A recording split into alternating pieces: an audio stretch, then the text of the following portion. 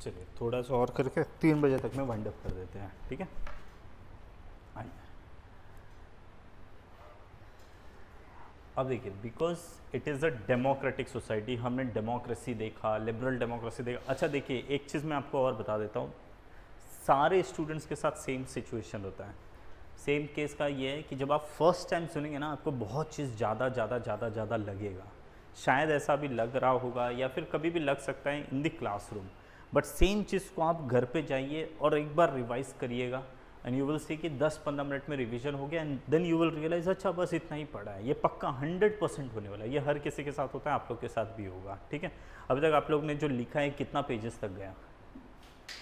2-3 page है ना, 2-3 page 10 minute के अंदर तो रिवीजन हो जाएगा खत्म, ठीक है। तो मतलब बहुत ज़्यादा नहीं होने वाला है। हाँ, सिर्फ सुनने के टाइम पे for the first time, because जब आप कोई भी चीज़ पहली बार सुनेंगे तो चीज़ें भारी भारी लगेगी ही लगेगी, ठीक है। वो हर किसी के लिए होता है। मुझे तो political science page limit reached, अब और कैसे बढ़ेगा ये?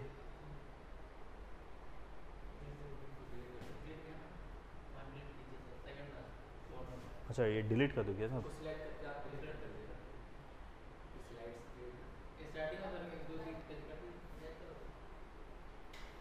मैं समझा नहीं, आके एक बार कर दीजिए क्या।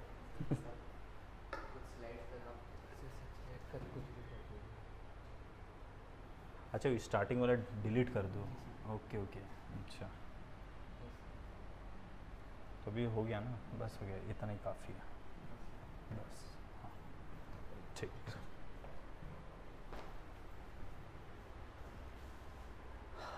अब आइए, सो अब हमने जो पढ़ा दैट इज़ लिबरलिज्म, डेमोक्रेसी, ये सब कुछ बेसिक चीज़। अब जब आप बात करते हैं डेमोक्रेसी की,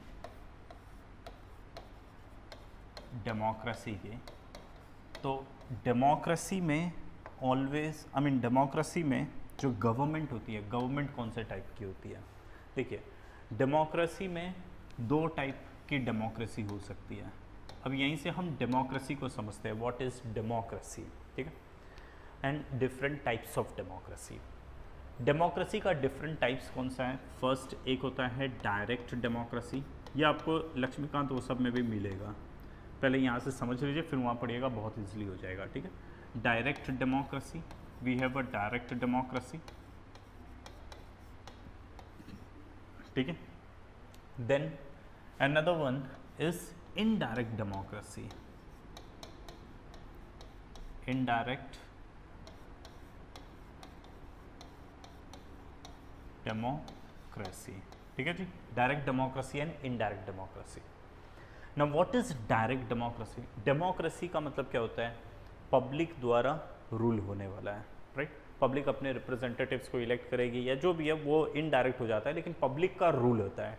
डेमो मतलब पब्लिक और क्रेसी मतलब उन लोगों का रूल होता है, right. Rule of the people, for the people, by the people वाला concept. Now what is direct democracy? Direct democracy where people participates in governance thing, right. Public खुद गवर्नेंस में पार्टिसिपेट करती है, that is called direct democracy, ठीक है। What is direct democracy? Where people participates in governance directly they participate in the governance, right। इसका example क्या है? सबसे फाइन एग्जाम्पल है स्विट्जरलैंड। स्विट्जरलैंड सबसे बेहतरीन एग्जाम्पल है डायरेक्ट डेमोक्रेसी का, ठीक है। अच्छा, in India do we have direct democracy? है ना, कहाँ पर है? लोकसभा नहीं, वो तो इनडायरेक्ट डेमोक्रेसी है। डायरेक्ट डेमोक्रेसी आपको गांव में मिलेगा, ग्राम सभा, ग्राम सभा, ठीक है। मैं आपको बताऊंगा एग्जांपल के थ्रू कि कैसे डायरेक्ट डेमोक्रेसी वहाँ पर काम करता है। इंडिया में याद रखिएगा, इंडिया में gram sabha, in India only at the level of, only at the level of gram sabha, ठीक है जी, केवल ग्राम सभा के लेवल पर, ठीक है। So democracy, we have two different types of democracy, one is called direct democracy, other one is indirect democracy. Direct democracy is where the people participate in the governance directly. The fine example is Switzerland. And second, in India, do we have direct democracy? Yes, we have. वो only at the Gram Sabha level. This is the only level where we have this direct democracy. ठीक है. अब देखते हैं direct democracy का भाई कैसे direct democracy होता है. How people participates, है ना. Direct democracy होता क्या है? तो where people participates directly. Where people participates directly, ठीक है. लेकिन पीपल डायरेक्टली पार्टिसिपेट कैसे करती है, तो कुछ मैकेनिज्म का यूज़ किया जाता है. ये डायरेक्ट डेमोक्रेसी में ही हम चल रहे हैं. इधर मैकेनिज्म क्या है, व्हाट आर द मैकेनिज्म जिसका इस्तेमाल किया जाता है. तो पहला मैकेनिज्म बोलिए, टूल्स बोलिए, जिसका इस्तेमाल किया जाता है डायरेक्ट डेमोक्रेसी में. पहला इज इनिशिएटिव.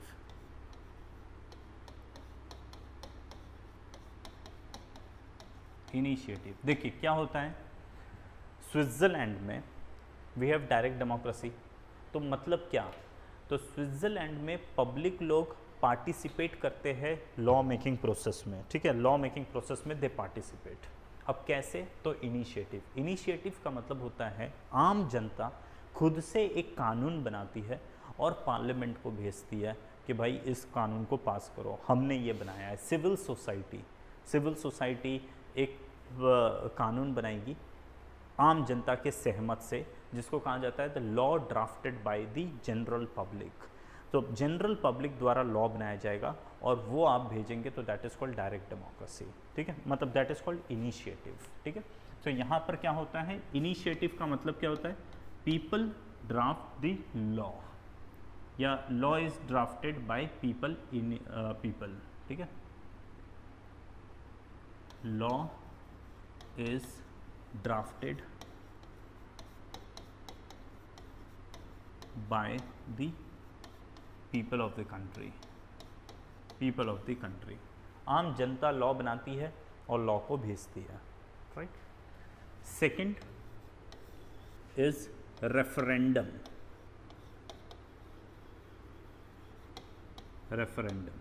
अब रेफरेंडम क्या होता है, जहां पार्लियामेंट लॉ बनाएगी. इंडिया में पार्लियामेंट ने लॉ बनाया, पास कर दिया, वो हम पर लागू हो जाता है. लेकिन स्विट्ज़रलैंड में ऐसा नहीं है. वहाँ पर अगर पार्लियामेंट लॉ बनाती है तो वो लॉ पब्लिक के बीच में भेजा जाता है. वहाँ पर पास होने के बाद में पब्लिक के पास भेजा जाएगा. पब्लिक भी वोट करती है लॉ के ऊपर. जैसे आप प्रधानमंत्री चुनने के लिए MP MLA के लिए वोट करते हैं ना, वैसे लॉ के लिए भी वोट किया जाता है. पब्लिक का वोट अगर मिलेगा तो ही उस लॉ को फाइनली इफेक्टिव बनाया जाएगा. अगर पब्लिक ने उस लॉ को रिजेक्ट कर दिया तो फिर नहीं होएगा, ठीक है. तो यानी पार्लियामेंट लॉ पास करके पब्लिक के पास भेजती है और पब्लिक से पूछती है येस और नो का 2 बटन है, आप लोग जाओ और वोट करो. ज़्यादा लोग ने येस को वोट कर दिया तो ही वो लॉ इफेक्टिव होगा, और ज़्यादा लोग ने अगर नो कर दिया तो फिर वो इफेक्टिव नहीं होगा, ठीक है. तो यहाँ पर क्या होता है, रेफरेंडम में पीपल मतलब law made by the legislature is placed before the people for their vote, ठीक है. लॉ लिखते हैं या legislation made by the parliament. ये पार्लियामेंट के बदले लेजिस्लेचर लिख दीजिए, इसको ऐसा लिखते, रुक जाइए. Law made by the legislature is placed before people for voting, ठीक है. पब्लिक के पास भेजा जाता है वोटिंग के लिए, ठीक है. देन थर्ड क्या तरीका होता है, थर्ड एक है, उसको कहा जाता है प्लेबिसाइट.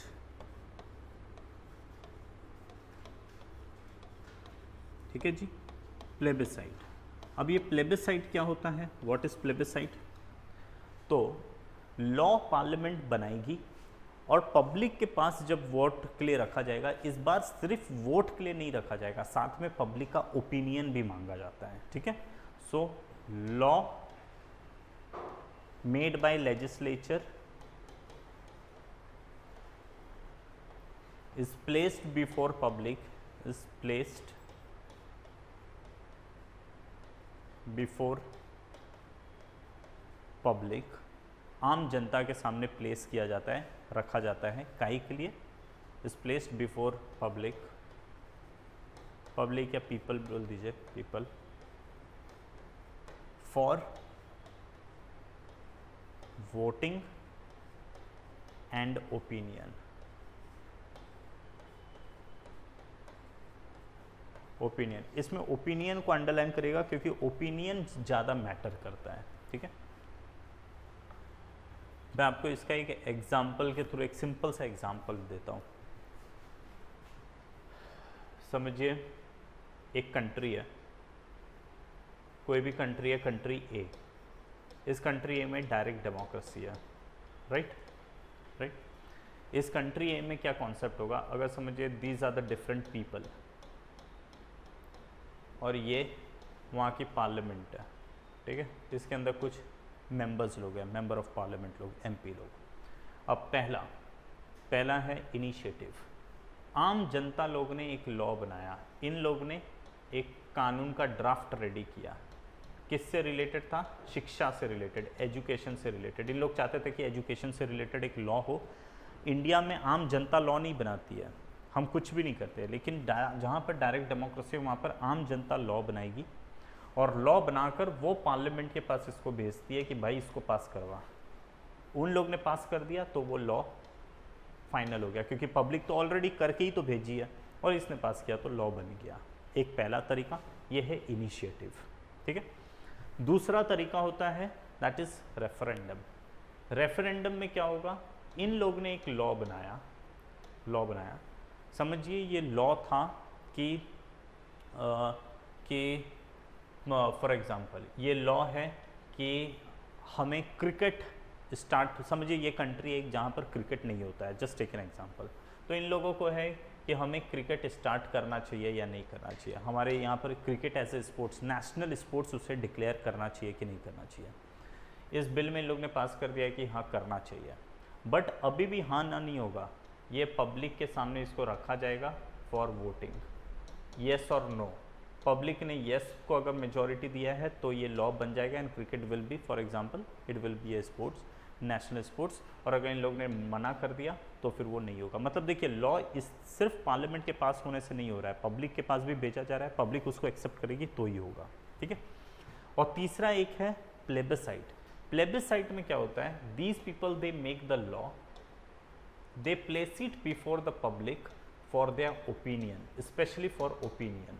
जैसे फॉर एग्जांपल ब्रिटेन ने ब्रेग्जिट किया था, आपको पता है ब्रेग्जिट, ब्रिटेन यूरोपियन यूनियन का पहले मेंबर हुआ करता था, एक संस्था यूरोपियन यूनियन है उसकी मेंबर हुआ करती थी ब्रिटेन, लेकिन ब्रिटेन वहाँ से निकल गई। तो निकलने से पहले उसे पब्लिक से भी जानकारी लेना था कि एमपी लोगों ने तो डिसाइड कर लिया, पार्लियामेंट में बिल पास कर दिया कि भाई we will get out of this European Union, we do not want to continue in European Union. तो अब पब्लिक के ओपिनियन के लिए उन लोग ने एक बिल सामने रख दिया, उसमें लिखा कि क्यों हम लोग डिसाइड कर रहे हैं निकलना है, फलाना डिगराना है, ये वो करके, और 2-3 पॉइंट दे दिया। 2-3 पॉइंट में आपको जिसको भी सिलेक्ट करना है वो सिलेक्ट करो, और पब्लिक उस पॉइंट के थ्रू अपना ओपिनियन देने वाली है कि हमें निकलना चाहिए कि नहीं निकलना चाहिए, ऐसा वैसा करके। तो ओपिनियन जनरेट किया जाता है। ये दोनों सेम ही है, यहाँ पर सिर्फ येस और नो पब्लिक से पूछा जाता है, यहाँ पर पब्लिक से येस और नो के साथ में ओपिनियन भी मांगा जाता है, ठीक है, आपका क्या ओपिनियन है, ठीक है। So this is the second thing. और एक लास्ट चीज होता है डायरेक्ट डेमोक्रेसी में, एक और चीज होती है दैट इज कॉल्ड रिकॉल करना। रिकॉल का मतलब होता है जो भी आपका रिप्रेजेंटेटिव है जिसको आपने इलेक्ट किया उसको आप वापस बुला लेते हैं, रिकॉल करना। There is another thing called recall, ठीक है। रिकॉल का मतलब होता है calling back the elected representatives, right, calling back the elected representative, ठीक है। मतलब आपने अपने एरिया से कोई एमपी को चुनकर भेजा 5 साल के लिए, लेकिन आपको लग रहा है कि भाई ये काम तो करता ही नहीं है, तो इसको वापस बुला लो। तो एक और वोटिंग होगा उसका मेंबरशिप ख़त्म करने के लिए, मतलब 5 साल वो कंटिन्यू नहीं करेगा, उसको 2 ही साल में भाई तू काम ना करता वापस आ जाते, बदले किसी और को 3 साल के लिए भेजते, तो उसको बोला जाता है रिकॉल करना, राइट। इंडिया में ये सब नहीं होता है, राइट ना। तो ये 4 मेजर है जो डायरेक्ट डेमोक्रेसी का फॉर्मेट है, ठीक है। डायरेक्ट डेमोक्रेसी सिर्फ इंडिया में ग्राम सभा लेवल पे है, लेकिन वहाँ पर भी रिकॉल वाला एज सच कोई कॉन्सेप्ट नहीं है, ठीक है। अब इंडिया डायरेक्ट डेमोक्रेसी अडॉप्ट कर सकता है या नहीं?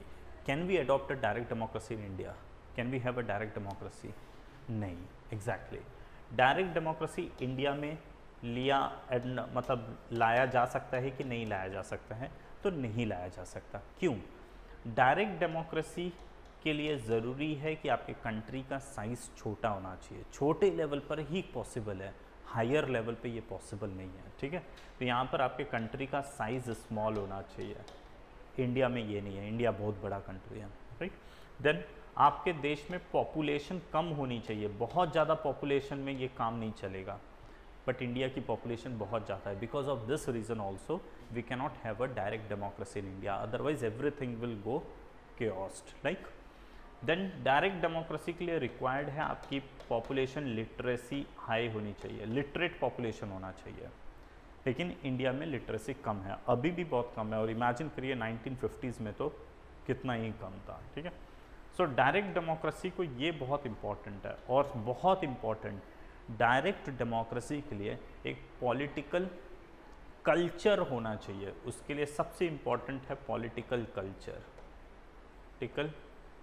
पॉलिटिकल कल्चर का मतलब है करप्शन नहीं होना चाहिए, ऑनेस्टी के साथ काम करो, करप्शन नहीं होना चाहिए, नहीं तो करप्शन अगर होगा तो क्या दिक्कत होगा? सबसे पहले इधर ही आपके एरिया का एक एमपी था, वो उसको आप लोग ने इलेक्ट करके भेजा, मालूम पड़ा कि वो दूसरे लोगों का बात ही नहीं सुन रहा है, मतलब कोई दूसरे पार्टी के दूसरे लोग का, तो पार्टी ने जानबूझ का क्या कर दिया, बोला कि भाई इसको वापस बुला, रिकॉल कर देते हैं, भले कुछ भी काम कर रहा है लेकिन रिकॉल करवा दिया। मतलब ये क्या होता है? ये सब करप्शन, ये शो करता है कि पॉलिटिकल कल्चर उतना स्ट्रॉन्ग हेल्दी नहीं है, ठीक है।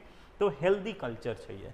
Because of all these problem we do not have direct democracy, otherwise direct democracy को हमेशा बेस्ट फॉर्म ऑफ डेमोक्रेसी ही माना जाता है, ठीक है। So direct democracy is otherwise a best form of direct democracy, but because of not so healthy culture we do not have this direct democracy in India, ठीक है जी, clear है ना?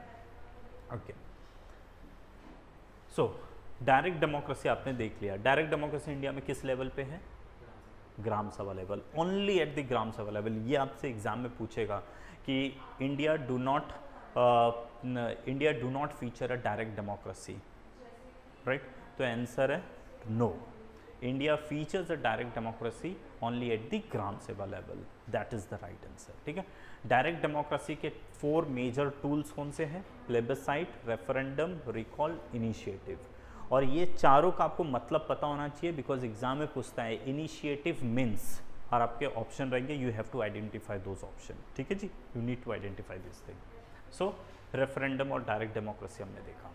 Now there is something called indirect democracy.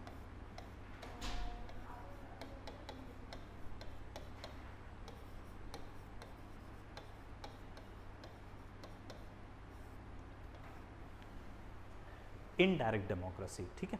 अब ये indirect democracy के types कितने होते हैं, इसको आप टाइप्स के थ्रू पढ़िए। डायरेक्ट डेमोक्रेसी मतलब directly I am ruling, public directly participate किया। इनडायरेक्ट डेमोक्रेसी मतलब मैं डायरेक्टली नहीं, किसी के थ्रू रूल कर रहा हूँ, ठीक है। इनडायरेक्ट डेमोक्रेसी का basically there are 4 types of indirect, sorry 3 types of indirect democracy. कौन सा वो 3 टाइप है? One is called parliamentary form, या पहले लिख दीजिए presidential form of democracy.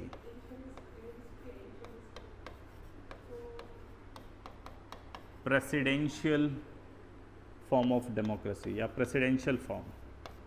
Direct democracy, indirect democracy में one we have presidential democracy, the other one is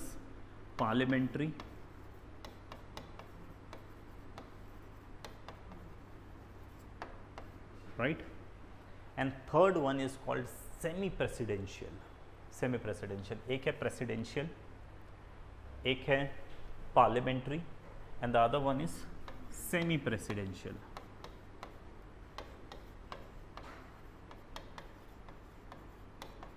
presidential जिसको आप हाइब्रिड फॉर्म भी बोलते हैं, hybrid form of democracy, hybrid form of indirect democracy, ठीक है। सो इनडायरेक्ट डेमोक्रेसी तीन तरीके का होता है, presidential, parliamentary and semi presidential. अब आइए पहले ये दोनों को साथ में कलेक्टिवली निपटाते हैं। ये दोनों साथ में है कैसा?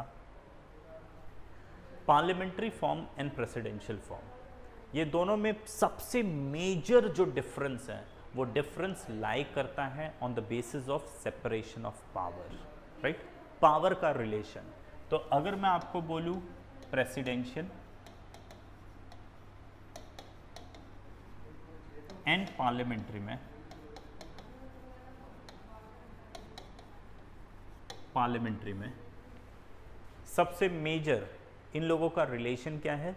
The relation between the parliament, I mean the major difference या जो core difference between the parliamentary and the presidential form of the government is with respect to the relation between legislature and executive, कार्यपालिका और न्यायपालिका, है ना। इन दोनों के बीच का क्या रिलेशन है, उसी के आधार पर सबसे मेन वही है जिसके बेसिस पे आप डिसाइड करते हैं पार्लियामेंट्री है या प्रेसिडेंशियल है, ठीक है। तो आप इसका पहला पॉइंट ऐसे लिख सकते हैं, पहला कॉमन पॉइंट लिखते हैं,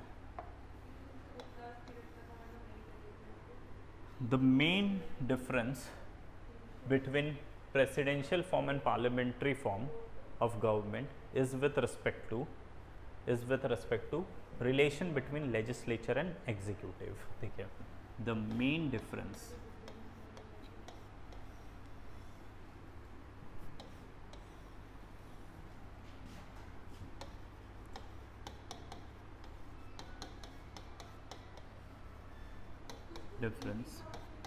between presidential and parliamentary form of government is with respect to what? Relation between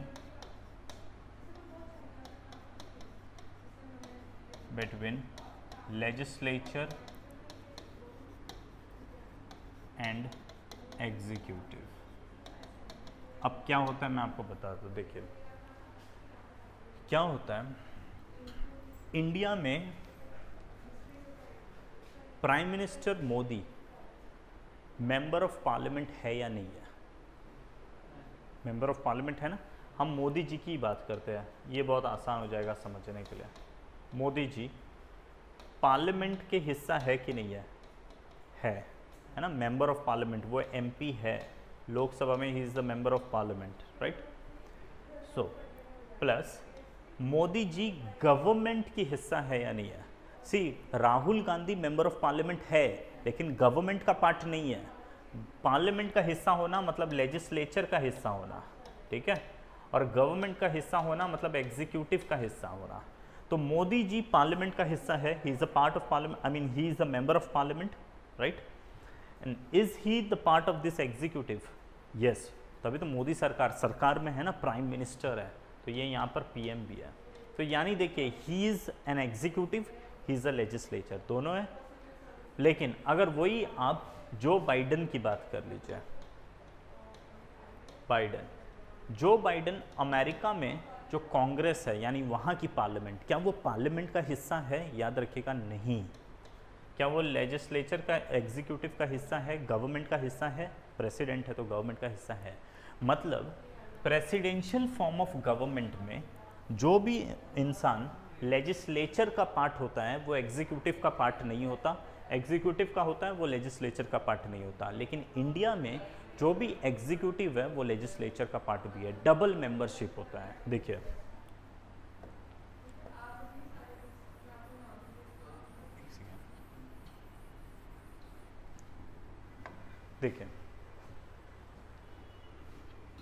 presidential form of government में लेजिस्लेचर, लेजिस्लेचर किसको बोलते हैं? जो लेजिस्लेचर का पार्ट है, मतलब वो लेजिस्लेटर है, ठीक है। लेजिस्लेचर या लेजिस्लेटर बोल दीजिए, legislator and executive, legislator and executive are two different,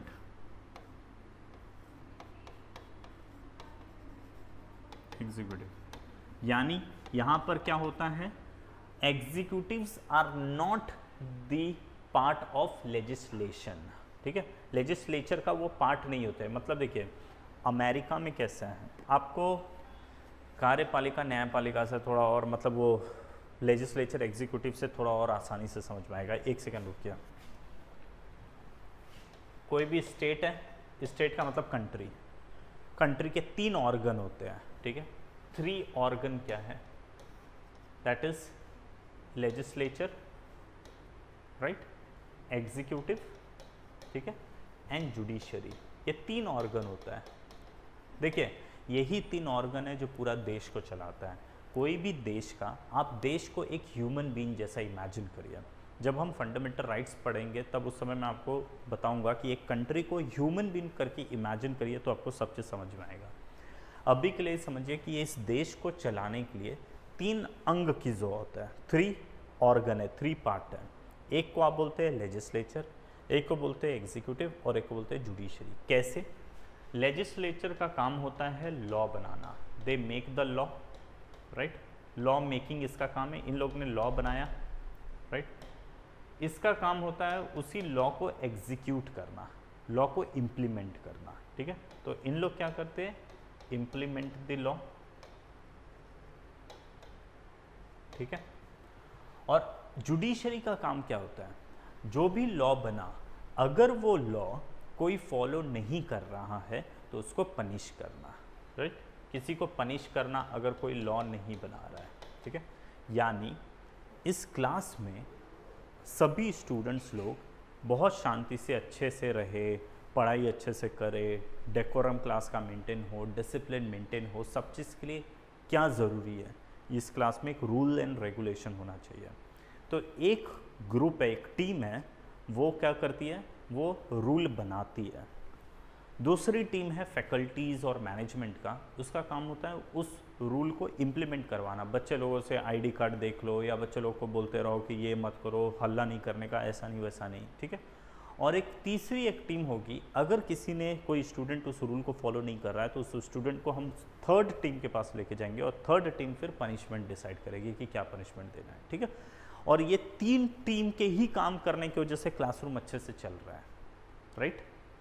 तो वो 3 टीम कौन है, एक लेजिस्लेचर जो लॉ बनाती है, एक एग्जीक्यूटिव जो उसे इम्प्लीमेंट करती है, और एक जुडिशरी जो पनिशमेंट देगी अगर आपने लॉ को फॉलो नहीं किया। प्लस ये भी देखती है कि लॉ सही है या गलत है। लॉ भी एकदम ही कुछ भी अटपटा नहीं होना चाहिए, उसी को आप बोलते हैं जुडिशियल रिव्यू। जुडिशियल रिव्यू भी एक चीज़ होता है which is done by this people, ठीक है, judiciary. So these are the 3 organ. अब ये 3 ऑर्गन का आप मेंबर कैसे बनते हैं, ये 3 ऑर्गन, इलेक्शन होता है, लोकसभा राज्यसभा का इलेक्शन, इसी को आप पार्लियामेंट बोलते हैं ना। Legislature is nothing but the parliament, ठीक है। अब पार्लियामेंट का आप मेंबर कैसे बनते हैं, इलेक्शन होता है, इलेक्शन, जो भी इलेक्शन जीतेगा वो पार्लियामेंट में लोकसभा में चले जाएगा। वैसे ही इनडायरेक्ट इलेक्शन होता है और हम राज्यसभा में भी चले जाते हैं, ठीक है। और यही लोकसभा और राज्यसभा में बैठकर फिर लॉ बनाया जाता है, ठीक है। नाउ एग्जीक्यूटिव का मेंबर कैसे बनेंगे, इसका तो मेंबर आपको पता चल गया है, इलेक्शन में पार्टिसिपेट करो, जो इलेक्शन जीत जाएगा वो उसका मेंबर बनेगा। डायरेक्ट इलेक्शन से लोकसभा, इनडायरेक्ट इलेक्शन से राज्यसभा का मेंबर आप बन जाते हैं। एग्जीक्यूटिव आप कैसे बनते हैं, इंडिया में एग्जीक्यूटिव बनने का नियम ये है कि लोकसभा में जिस पार्टी के पास मेजॉरिटी होगी उस पार्टी के लोग ही एग्जीक्यूटिव में आएंगे। तो लोकसभा में कांग्रेस वाला था, लेकिन बीजेपी का बहुत ज़्यादा मेजॉरिटी है, ज़्यादा से ज़्यादा बीजेपी वाले लोग यहाँ पर जीत के गए, तो सरकार बीजेपी बना देती है, बीजेपी, ठीक है। तो बीजेपी एग्जीक्यूटिव बन गई। तो मतलब जो लोकसभा में मेजॉरिटी जिसके पास है उन्हीं की एग्जीक्यूटिव बनती है। इसी को हम बोलते हैं ड्यूअल मेंबरशिप, जो पार्लियामेंट्री फॉर्म ऑफ गवर्नमेंट में एग्जिस्ट करता है, ठीक है।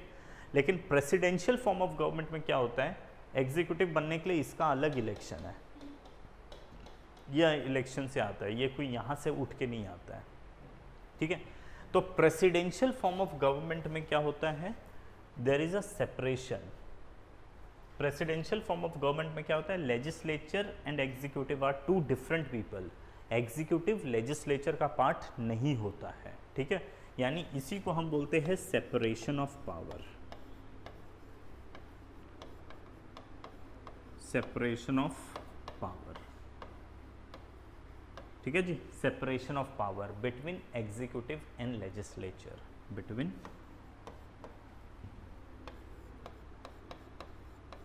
एग्जीक्यूटिव एंड लेजिस्लेचर, ठीक है। Whereas parliamentary form of government में क्या होता है, तो यहाँ पर फ्यूजन ऑफ पावर, मतलब लेजिस्लेचर का जो पार्ट होगा, हूसोएवर इज अ लेजिस्लेटर, वो ही एग्जीक्यूटिव का पार्ट भी बनता है, ठीक है।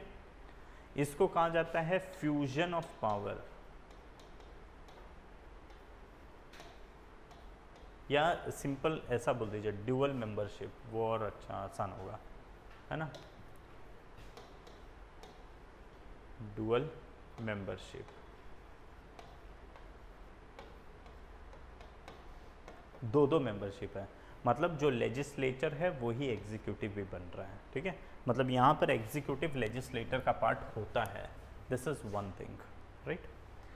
Second, presidential form of government में कहा जाता है stability is the virtue of presidential form of government. मतलब स्टेबिलिटी है, स्थिरता है, वो सरकार हमेशा गिर रही है उड़ रही है, वैसा नहीं होता है। एक सरकार जो बनी वो सरकार हमेशा टिके रहेगी, 4 साल के लिए, 5 साल के लिए, जितने भी समय के लिए आपने सरकार बनाया वो टिके रहेगी।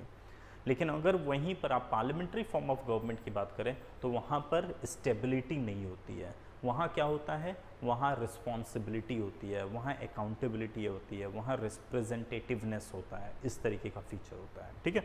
तो देखिए प्रेसिडेंशियल फॉर्म ऑफ गवर्नमेंट में एक अच्छी चीज़ है, वो है स्टेबिलिटी, स्टेबिलिटी, राइट।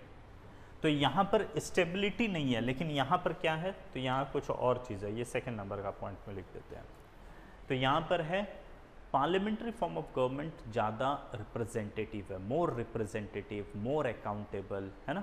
जहाँ पर वो रिप्रेजेंटेटिव मतलब बेसिकली ये हो गया जहाँ पर प्रतिनिधित्व करता है ना, उस टाइप का, ठीक है। मोर रिप्रेजेंटेटिव, ठीक है जी, सेंटेटिव, ठीक है। और मोर अकाउंटेबल है,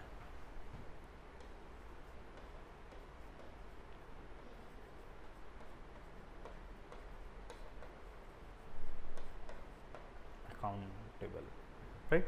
यहाँ पर जिम्मेदार सरकार होगी क्योंकि वहाँ पर उन लोगों को जवाबदेही ज़्यादा होती है, राइट। यहाँ पर सरकार की कलेक्टिव रिस्पॉन्सिबिलिटी का कॉन्सेप्ट यहाँ पर प्रिवेल करता है, इधर ऐसा कोई भी कलेक्टिव रिस्पॉन्सिबिलिटी का कॉन्सेप्ट नहीं है। यहाँ पर stability is the virtue, right.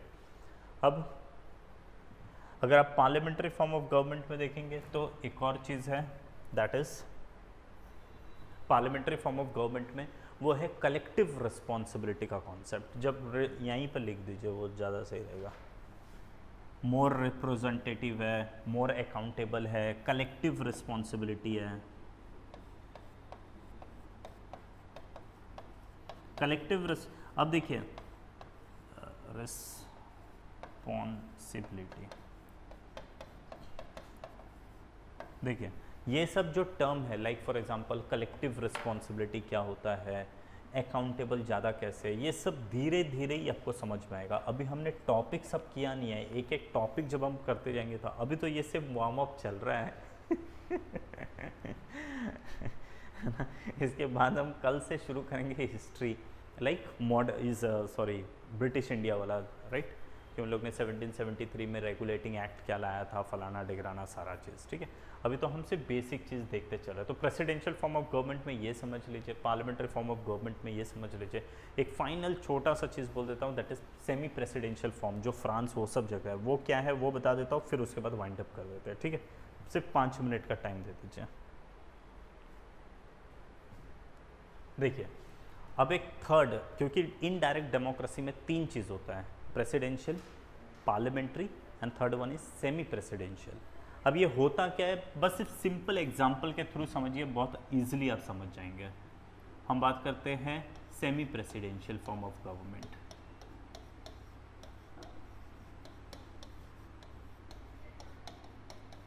Semi presidential form of government ये क्या होता है? देखिए पता है क्या है इसका सबसे फाइन एग्जांपल, वैसे तो बहुत है लेकिन सबसे फाइन एग्जांपल फ्रांस ले लीजिए।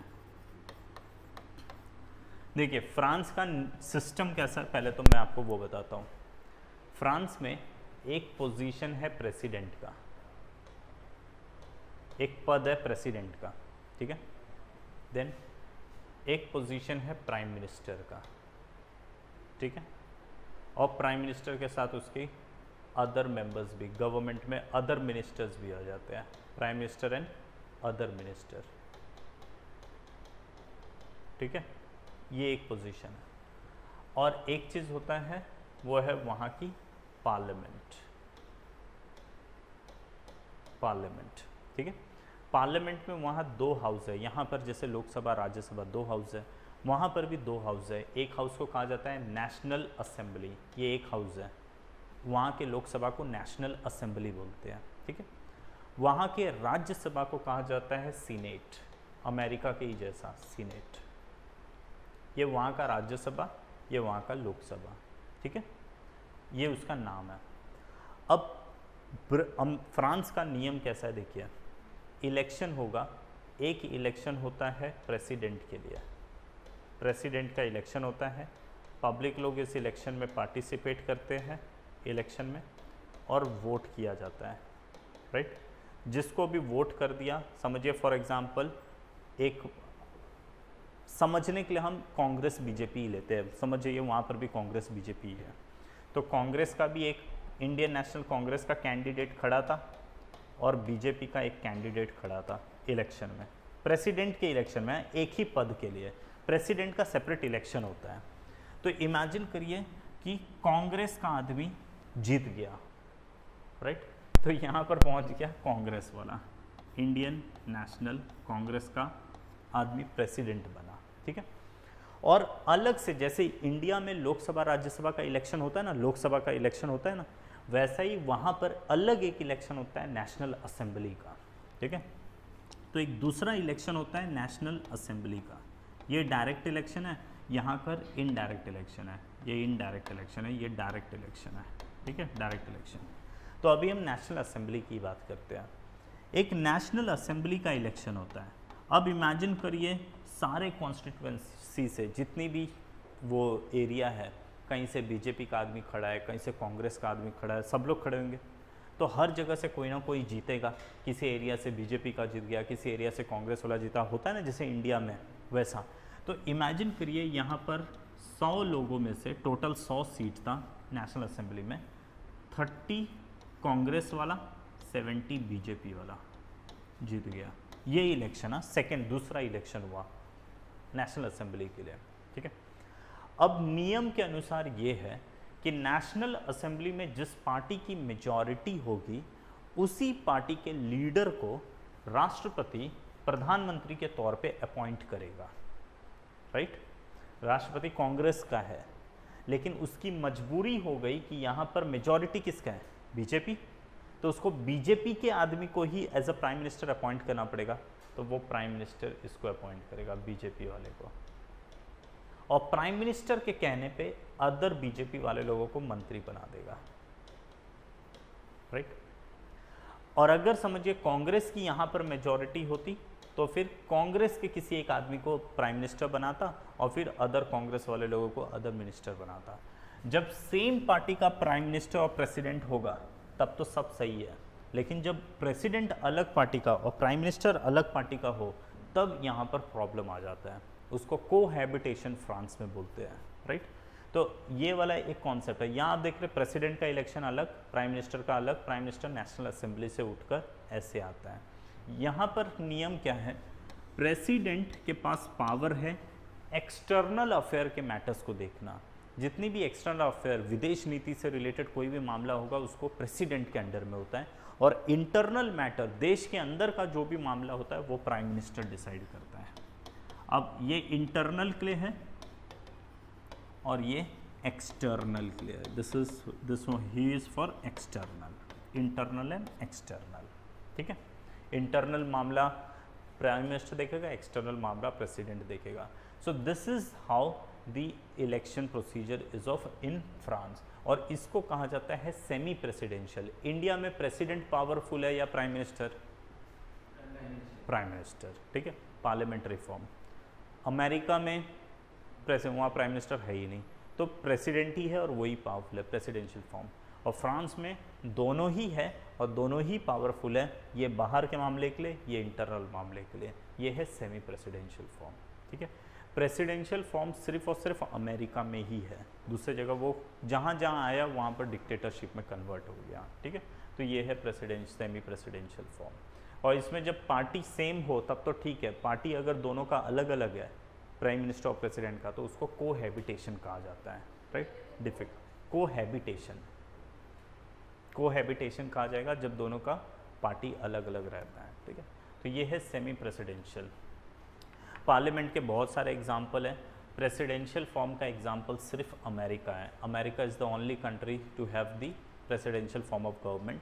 रिमेनिंग जहाँ जहाँ पर भी प्रेसिडेंशियल फॉर्म ऑफ गवर्नमेंट आई वो डिक्टेटरशिप में कन्वर्ट हो गई, क्योंकि प्रेसिडेंशियल फॉर्म ऑफ गवर्नमेंट को सर्वाइव करने के लिए वहाँ पर पॉलिटिकल कल्चर बहुत हेल्दी होना चाहिए। अगर करप्शन थोड़ा भी होगा तो वो डिक्टेटरशिप में कन्वर्ट हो जाता है, ठीक है। इसीलिए यूरोप की कंट्रीज़ लोग प्राइम मिनिस्टर पार्लियामेंट्री फॉर्म उसको चाहिए नहीं था, प्रेसिडेंशियल फॉर्म हजम नहीं हो पाएगा, तो उन लोग ने बीच का ले लिया सेमी प्रेसिडेंशियल, ठीक है। थोड़ा पार्लियामेंट का भी ले लेते हैं, प्राइम मिनिस्टर को पावरफुल बना दिया, थोड़ा प्रेसिडेंट का ले लेते हैं, प्रेसिडेंट को पावरफुल बना दिया, और एक ये यूनिक तरीके का गवर्नमेंट फॉर्म कर दिया, ठीक है जी। बस अभी के लिए इतने भी ख़त्म करते हैं, ठीक है। चलिए, thank you, thanks a lot.